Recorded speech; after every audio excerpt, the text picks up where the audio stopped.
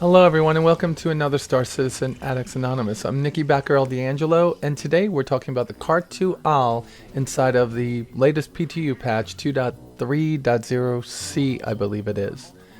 Now here's the Khartu-AL. It was an impressive design when it was first showed to us on paper.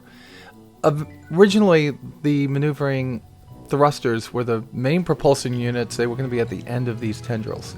That proved to be a little bit difficult to control, so they moved them inboard and they still made the tendrils move. And here you see they've now gotten rid of the tendrils moving and they've just made the maneuvering jets themselves, which are used as main thrusters, move.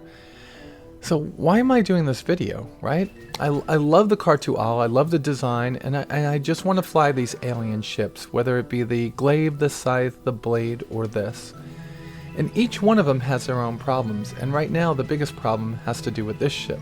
And it's not a problem I don't see CIG working on. They are working on it, and with each patch they've made things a little bit better. It was a idea out of someone's head that was not an astronautical engineer or aeronautical engineer to have the main propulsion unit be these maneuvering jets on the end of tendrils. And what would happen is if you do this, eventually the tendrils would be in such a spot that if you moved them at all, the whole ship would go unstable. And that's exactly what was going on in the first two patches. Now, they had already been moved inbound by the time that happened, so who knows what was going on in their playtesting. But here in the PTU, for the first two iterations whenever I flew, I had stability when I would yaw, but I had no stability in roll, and I still had most of my stability in pitch. Now, with what they've done in the last patch, they've essentially stopped the tendrils from moving, and now they have the jets, the maneuvering thrusters, move inside of their housings, I guess that's what you want to call it, and they all move in different directions, so eventually you could still have that instability.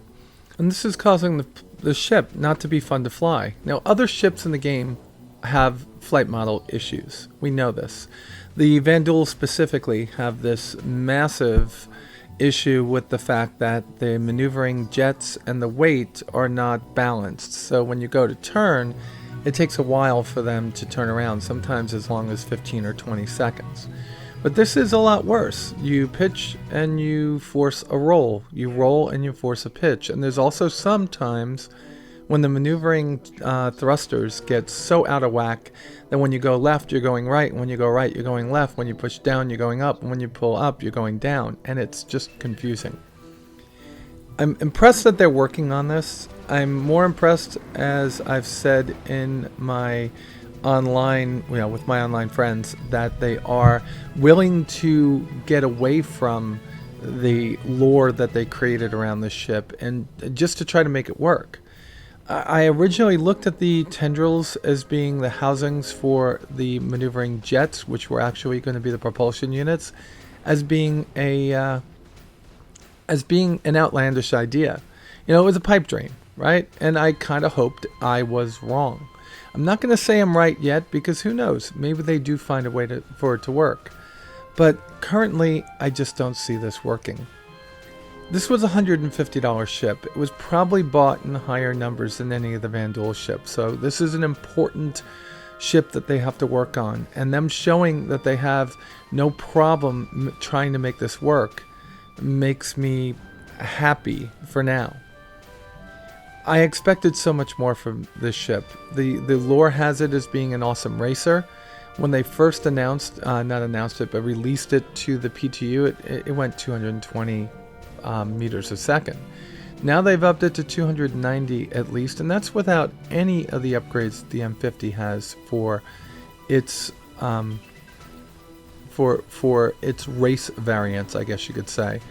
But the M50 is a lot more stable, and I couldn't imagine taking this around the Murray Cup right now with how unstable and how unmaneuverable it is at this point. Now, it sounds like I'm beating up the ship. I kind of like it. I kind of grew to love it in the last update in 2.23.0.b, I think it was. It was at least a little bit more maneuverable than this. I mean, you were sitting in a toe-touching position, so you were essentially looking through the instrument panel, but the way that the ship projects things in front of you, like holographically, so you don't have to see what's in front of you, that itself made up for the fact that I couldn't see outside. And the only death I had getting to wave 12 before I had to stop and go to work was due to flying into an asteroid. But here, I'm finding it almost impossible to even line up a shot on a scavenger. And it looks like I'm the one that's jerking around the stick, and I'm not. I can go back and show you. In fact, go back and look at my last video, and you'll see that I was much more stable in the time I was showing the Khartu-AL inside of the Arena Commander module than I am right now. Now, work in progress. Works in progress, we are not doing a review of this ship right now. We're critiquing where it's at, because the ship doesn't get reviewed until there have been multiple patches to the live version of the game. What I'm trying to show you is this is where we are now.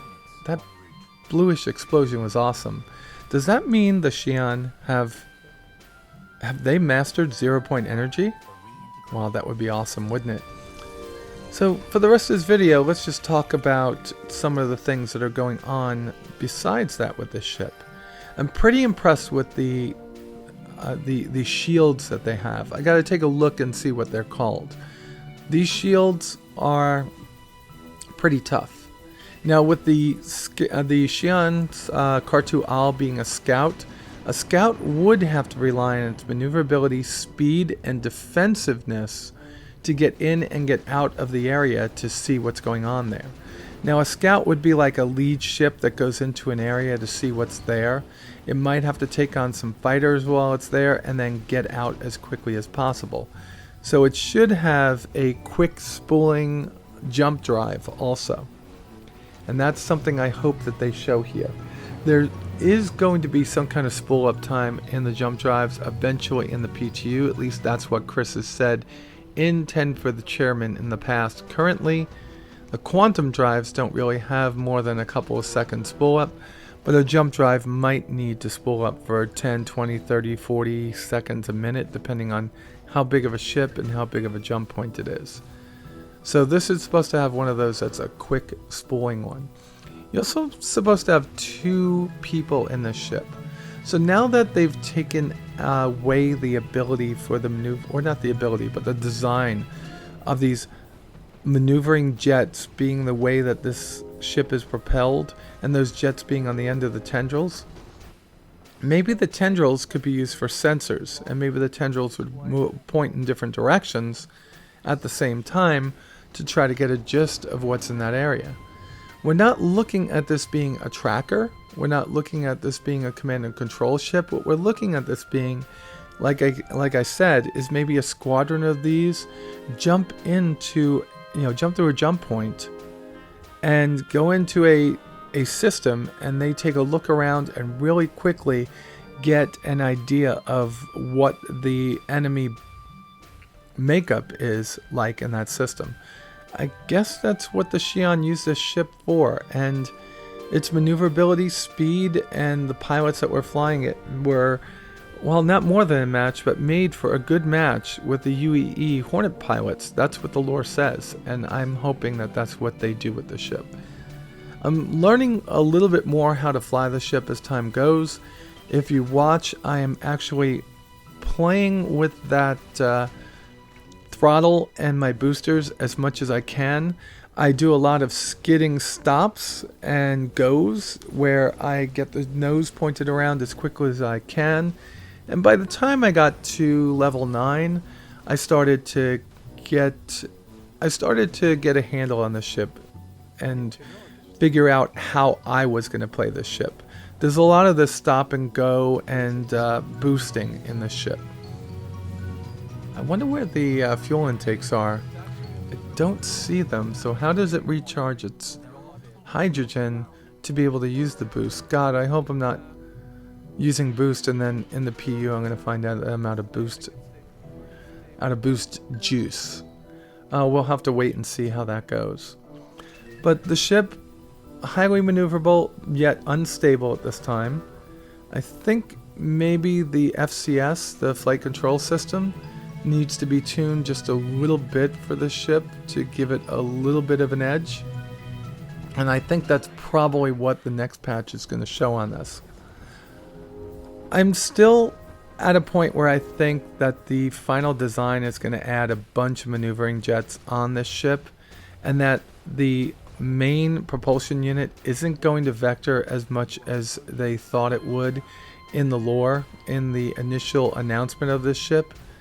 But, you know, I'm hopeful that they can get it working the way that they said that it was supposed to work, but also very, very happy and impressed that they are willing to move away from what they said in the past to make this work.